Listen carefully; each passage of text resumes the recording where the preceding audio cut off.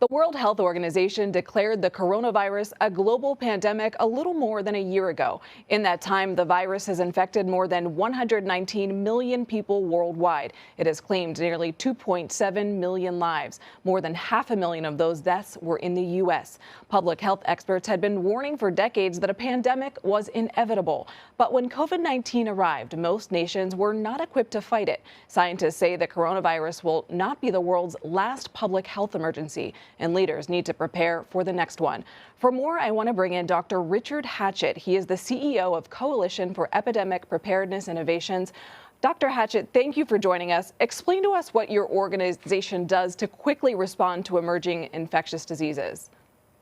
Right. The CEPI, the Coalition for Epidemic Preparedness Innovations, was set up just 4 years ago. We're a new organization, and we were set up to develop vaccines against emerging infectious diseases, to ensure access to those vaccines for the populations that need them, and to respond in the event of an emergency like COVID-19. Last week, your organization, CEPI, launched a $3.5 billion plan to reduce or even eliminate the future risk of pandemics and epidemics. How would that initiative work? Well, I think one thing that's really important for the viewers to understand is that COVID-19 is, the latest in a string of diseases, new diseases that emerge. It certainly is the most dangerous. We would anticipate in the future diseases emerging that could potentially be as transmissible as COVID-19 and potentially more dangerous. So in terms of the plan that we released last week, we laid out a 6-step strategy of activities that we want to pursue over the next 5 years that would address the risk of COVID, address the risk of coronaviruses, address known threats, and prepare us to respond rapidly to new threats, and also to ensure global access to those vaccines and to work with low-income countries to develop their capabilities to respond more rapidly. Dr. Hatchett, what lessons have we learned from this coronavirus pandemic?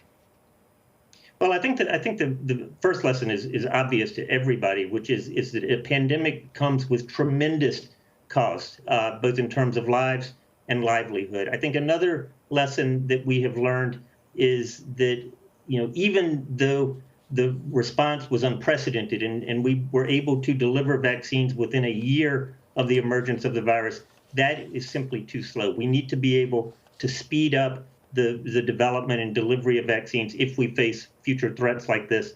I think the last lesson that we should take, and this is an optimistic lesson, is over the course of responding over the last year, we've probably compressed about a decade of technology development into a year, and we have revolutionized the field of vaccine development, and that prepares a foundation for us to go forward and to dramatically reduce and hopefully eliminate the risk of future epidemics and pandemics.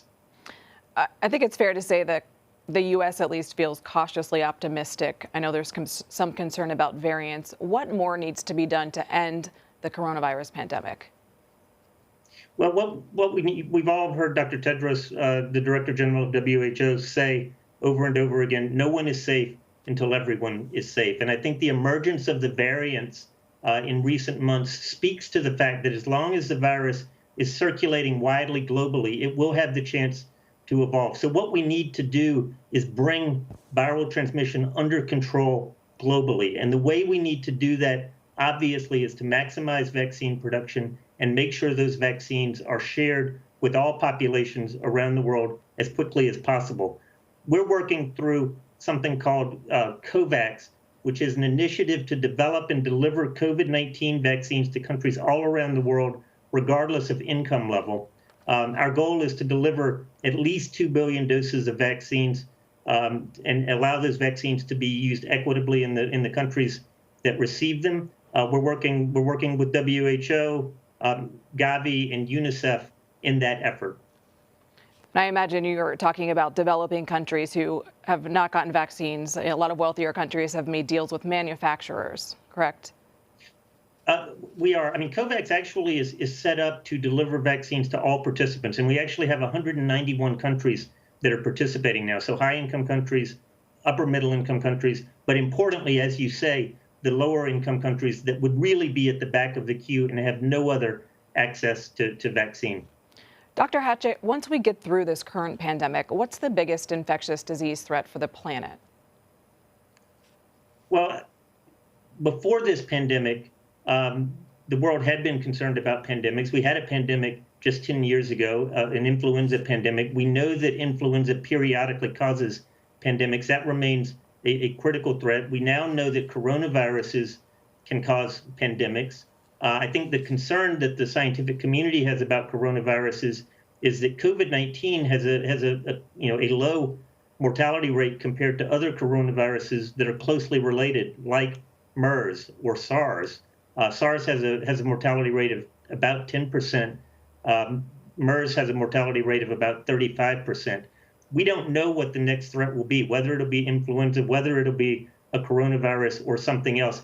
I think the scientific community certainly views the disease X, which is how WHO refers to that unknown threat, as the thing we need to be most worried about. COVID-19 is an example of what WHO refers to as disease X, and that's what we need to worry about for the future.